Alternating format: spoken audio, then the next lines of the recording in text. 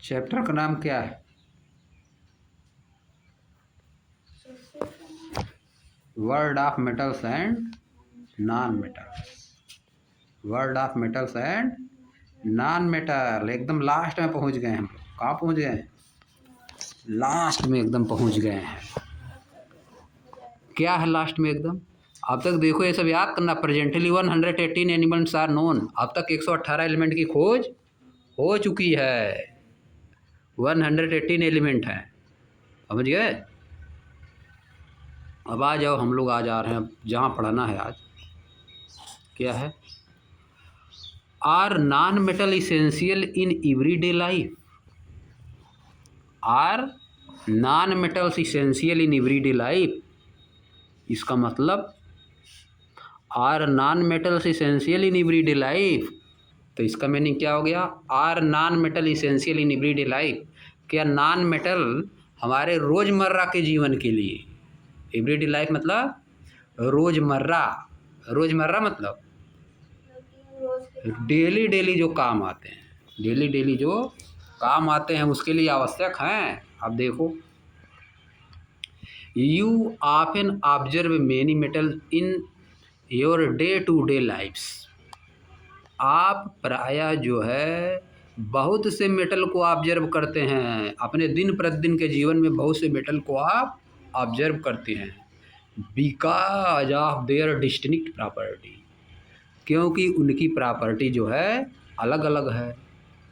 सच है, जैसे कि देयर लस्ट्रस नेचर, उनका नेचर कैसा होता है? लस्ट्रस मतलब चमक, उसमें चमक रहती है। लस्ट्रस नेचर मतलब चमक। Heat and electrical conductivity, heat और इलेक्ट्रिकल की कंडक्टिविटी रहती है। इसका मतलब हीट और इलेक्ट्रिसिटी उसमें अंदर घुस सकती है, अंदर उसमें पास हो सकती है। एंड हाई स्ट्रेंथ, बहुत मजबूत होते हैं, बहुत मजबूत होते हैं। हाउएवर, हालांकि this should not give an impression in your mind, यह आपको अपने माइंड में एक इम्प्रेशन नहीं देना चाहिए that non metals are not important in our life, कि नॉन मेटल हमारे लिए इम्पॉर्टेंट नहीं है। हम मेटल डेली देखते हैं, जगह जगह पे इसका यूज हो रहा है कि नहीं? इलेक्ट्रिसिटी उसी में जा रही है, बहुत मजबूत भी होती है मेटल। हम लोग देखते हैं घर बनता है कि नहीं, जगह जगह आप देखते हैं। तो इसका मतलब ये नहीं है कि मेटल बहुत बेकार चीज़ है। मेटल तो बढ़िया चीज़ है ही, लेकिन नॉन मेटल भी उतने आवश्यक है। कहने का मतलब है however this should not give an impression. हम लोग सब जगह मेटल देख रहे हैं, ज़्यादातर मेटल्स का यूज कर रहे हैं, इसका मतलब ये नहीं है, अपने मन में ये मत सोचिएगा कि metals are not important in our life, कि non metals are not important in our life, कि नॉन मेटल हमारे लिए इम्पॉर्टेंट नहीं है। वो भी इम्पॉर्टेंट है। मेटल हम लोग जान रहे हैं कि हमारे लिए बहुत इम्पॉर्टेंट है, लेकिन इसका मतलब ये नहीं है कि नॉन मेटल इम्पॉर्टेंट नहीं है, वो भी इम्पॉर्टेंट है। लिख रहा है ना, however this should not give an impression in your mind. इसका मतलब कि ये नहीं, आपके दिमाग में ये इम्प्रेशन नहीं जाना चाहिए कि नॉन मेटल हमारे जीवन के लिए इम्पॉर्टेंट नहीं है, वो भी बहुत इम्पॉर्टेंट है। समझिए, ये लिखा है। कैसे इम्पॉर्टेंट है देखो, वी ब्रीथ इन ऑक्सीजन, हम ऑक्सीजन में सांस लेते हैं, हम ऑक्सीजन में सांस लेते हैं। विच इज नॉन मेटल, वह क्या है? नॉन मेटल है। एंड विदाउट इट, और इसके बिना, we would not be able to survive, हम सर्वाइव नहीं कर सकते। ऑक्सीजन के बिना हम सर्वाइव नहीं कर सकते। ऑक्सीजन नॉन मेटल है, बिना सांस लिए हम लोग सर्वाइव नहीं कर पाएंगे, है कि नहीं? बिना ब्रीथिंग के हम लोग सर्वाइव नहीं कर पाएंगे। तो इसका मतलब इम्पॉर्टेंट हुआ ना, बहुत इम्पॉर्टेंट है। ये तो मेटल से भी ज़्यादा इम्पॉर्टेंट है कि नहीं? बताओ, पहले कहा रहा था मेटल से भी ज़्यादा इम्पॉर्टेंट हो गया ना। Can you think of any other use of oxygen, क्या ऑक्सीजन का और कोई यूज बता सकते हैं? सांस लेने के अलावा और ऑक्सीजन का यूज कहाँ होता है? और कहाँ होता है? जलती हैं चीज़ें इसी से, ऑक्सीजन से चीज़ें जलती हैं। ऑक्सीजन के कांटेक्ट में जब चीज़ें आती हैं तभी जलती हैं। समझिए। ऑक्सीजन अगर कोई बंद कर दो, देखो कुछ चीज़ जला है, हाँ उसको बंद कर दो, देखो बुझ जाएगी। ऑक्सीजन रहती है तभी चीज़ें जलती हैं। यानी भोजन बनाने के लिए आग जल रही है तो इसका मतलब ऑक्सीजन उसमें है तभी जल रही है। समझिए, ऑक्सीजन नहीं रहेगी तो जलेगी नहीं। देखो यहाँ हो गया। और चलो आगे देखो, और क्या बताया है। Carbon is essential in everyday life. Carbon हमारे प्रतिदिन के जीवन के लिए ज़रूरी है। Because it is building block of all life form. क्योंकि यह सभी तरह की लाइफ फॉर्म के लिए बिल्डिंग ब्लॉक होता है। बिल्डिंग ब्लॉक मतलब मेन चीज़ है। बिल्डिंग ब्लॉक मतलब मुख्य चीज़ है, इसी से ज़्यादातर चीज़ें बनती हैं। सभी चीज़ों में कार्बन पाया जाता है, सभी चीज़ों में कार्बन पाया जाता है। बिना कार्बन को कोई चीज़ होती ही नहीं। सब चीज़ में कार्बन पाया जाता है। जितना चीज़ आप देख रहे हो सब में कार्बन, समझिए, कार्बन सब में है। इट इज़ अ की कंपोनेंट ऑफ प्रोटीन। यह बहुत ही महत्वपूर्ण कंपोनेंट है। किसका? प्रोटीन का, फैट का एंड कार्बोहाइड्रेट का। इन सब चीज़ों में कार्बन पाया जाता है। Which are necessary for growth and energy, जो कि ग्रोथ के लिए और एनर्जी के लिए बहुत ज़रूरी हैं। प्रोटीन, फैट और कार्बोहाइड्रेट ग्रोथ और एनर्जी के लिए बहुत ज़रूरी हैं। और इन सब में क्या पाया जाता है? कार्बन पाया जाता है। तो कार्बन ज़रूरी हुआ ना, कार्बन ज़रूरी हो गया। कार्बन भी नॉन मेटल है। कार्बन भी क्या है? Non metal. तो सब में कार्बन पाया जा रहा है तो कार्बन ज़रूरी है। मेटल से भी ज़्यादा ज़रूरी है, भी देखो हो गया है कि नहीं। अब आगे देखो, nitrogen is used in manufacturing of fertilisers. Nitrogen का यूज कहाँ किया जाता है? फर्टिलाइजर्स के मैन्युफैक्चरिंग में, फर्टिलाइजर्स को बनाने में। कहा बता रहे थे कल ने तुम कि नाइट्रोजन का यूज किया जाता है, लिखा रहता है बोरी पे, है कि नहीं। देखो लिखा है यार, nitrogen is use in manufacturing fertilisers. Nitrogen का यूज कहाँ किया जाता है? फर्टिलाइजर्स को मैन्युफैक्चर करने में, बनाने में। एंड अदर केमिकल, और दूसरे केमिकल्स को भी बनाने में नाइट्रोजन का यूज किया जाता है कि नहीं। अब देखो, it is an essential nutrient for growth of plant. यह प्लांट की ग्रोथ के लिए बहुत ही जरूरी न्यूट्रिएंट है। कौन जरूरी है? Nitrogen. Nitrogen is an essential nutrient for the growth of plant. It की जगह पे नाइट्रोजन, इट की जगह पे nitrogen. Nitrogen is an essential nutrient for the growth of plant. इसी से ग्रोथ होता है, इसीलिए तो डाला जाता है कि नहीं। खाद, फर्टिलाइजर डाला जाता है खेत में ना। देखो कि बोरी पे लिखा रहता है नाइट्रोजन इतना परसेंट, नाइट्रोजन इतना परसेंट है उसमें लिखा रहेगा। देखो बोरी पे लिखा रहेगा।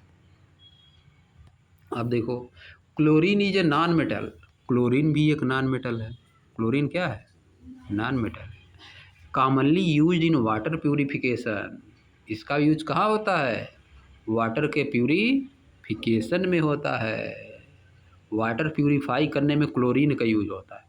बड़ी बड़ी टंकी जो लगी रहती है ऊपर ना, उसमें क्लोरीन डाल दिया जाता है। जहाज पानी आता है, आई वाला टोटी वाला पानी, देखे हो ना। हाँ, जो बड़ी बड़ी टंकी ऊपर नहीं लगी रहती है, उसमें क्लोरीन डाला जाता है, ठीक ना। क्लोरीन डालने से पानी क्या हो जाता है? प्यूरिफाई हो जाता है, समझिए।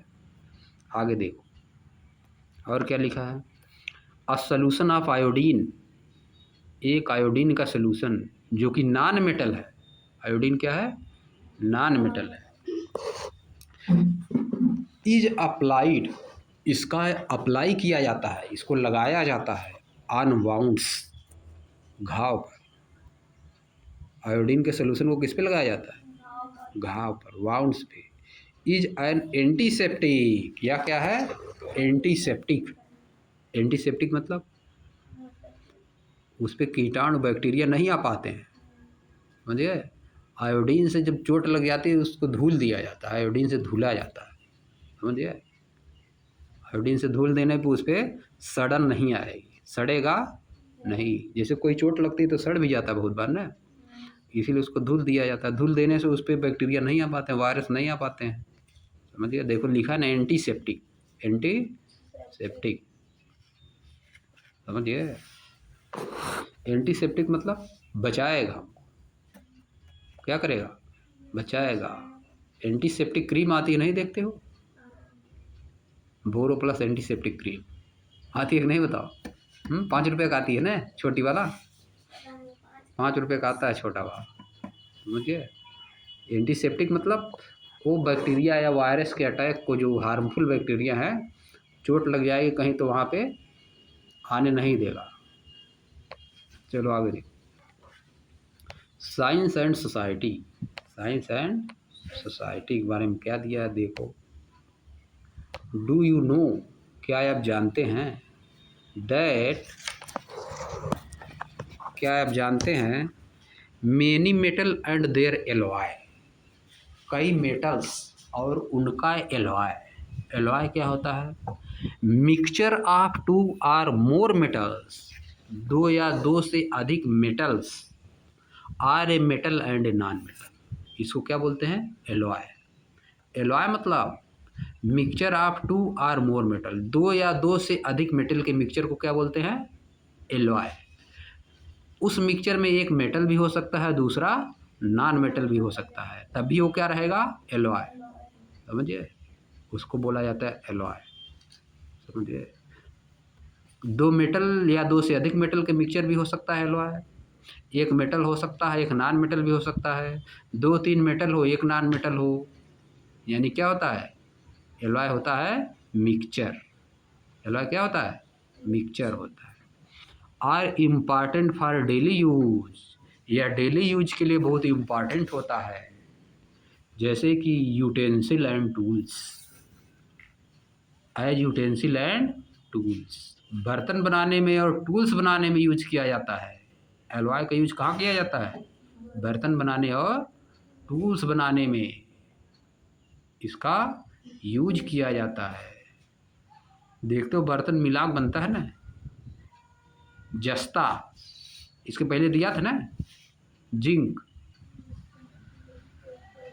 स्टील, स्टील नहीं दिया था ऊपर, स्टील में मिली थी जो चीज़ें, यहाँ दिया है ना। डू यू नो, क्या आप जानते हैं, दैट रोप, रस्सी, made of steel is a mixture of metal and non metal carbon wire, support a heavy loads. Iron और कार्बन के मिक्सचर को क्या बोलते हैं, स्टील। इसमें आयरन क्या है, तुम्हारा मेटल है, और नॉन मेटल क्या है, कार्बन है, तो ये क्या हो गया, एलॉय हो गया। स्टील क्या हो गया, एलॉय। आप देखो, these are also important for modern technologies, ये सब चीज़ें, कौन, alloy, alloys are also important for modern technologies and essential in almost every industry. ये सब मॉडर्न टेक्नोलॉजी के लिए बहुत इम्पॉर्टेंट है, और बड़ी बड़ी इंडस्ट्रियों में भी इन सब का यूज किया जाता है, बहुत आवश्यक है, इंडस्ट्री में बहुत ही आवश्यक होते हैं। Some special metals are also used in atomic energy, कुछ स्पेशल मेटल होते हैं जिनका एटॉमिक एनर्जी के रूप में यूज किया जाता है। परमाणु एनर्जी, नाम सुने हो, एटम बम बनता है कि नहीं, नाम सुने हो कि नहीं, परमाणु बम, एटम बम नाम सुने हो। एटॉमिक एनर्जी, एटॉमिक एनर्जी परमाणविक एनर्जी है, जैसे कि जिरकोनियम, जैसे कि जिरकोनियम, जिरकोनियम, इसको बहुत जगह पे जिरकोनियम लिखा है, सच है जिरकोनियम। एरोस्पेस, एटॉमिक एनर्जी के रूप में किसका यूज किया जाता है, जिरकोनियम का। एरोस्पेस के रूप में किसका यूज किया जाता है, टाइटेनियम का। इन सब का यूज किया जाता है। एरोस्पेस में किसका यूज होता है, टाइटेनियम का, ये मेटल है, इसका यूज किया जाता है।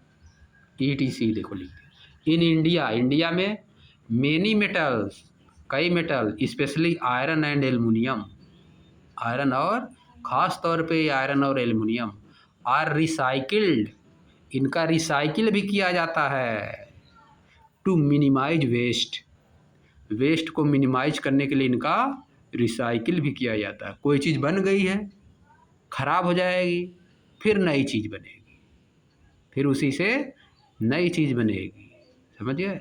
ये होता है रिसाइकिल। ये क्या होता है? रिसाइकिल। रिसाइकिल मतलब एक बार यूज कर लिए, ख़राब हो गई, फिर नई चीज़ बना के फिर यूज कर लिए, इसी को क्या बोलते हैं? रिसाइकिल, समझे? एंड कंट्रीब्यूट टू सस्टेनेबिलिटी, इस तरह से सस्टेनेबिलिटी में भी कंट्रीब्यूशन होता है, सस्टेनेबिलिटी बनी रहती है, कम होता नहीं है। जब रिसाइकिल कर करके यूज करेंगे तो घटेगा नहीं ना, है कि नहीं? बार बार रिसाइकिल करेंगे।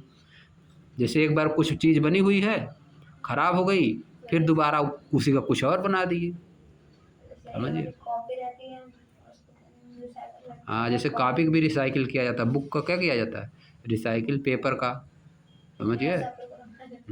ऐसा पेपर फिर थोड़ा गड़बड़ पेपर बन जाएगा, रफ वाला पेपर बन जाएगा, है कि नहीं?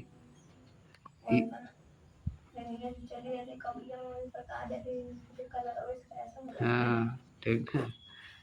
अब देखो क्या दिया है आगे, ख़त्म हो गया है चैप्टर। इन अ नट सेल दिया है, इन अ नेट सेल मतलब संक्षेप में, समरी, शार्ट में दिया है। तो शार्ट में हम लोग क्या पढ़े? हम लोग एकदम लॉन्ग में पढ़ चुके जब, है कि नहीं? तो शार्ट में तो समझ में आ ही जाएगा। हाँ, सब डिफिनेशन उठा के दे दिया इसी में। तो अब पढ़ा जाएगा हम लोग एक्सरसाइज। अब हम लोग क्या पढ़ेंगे? एक्सरसाइज।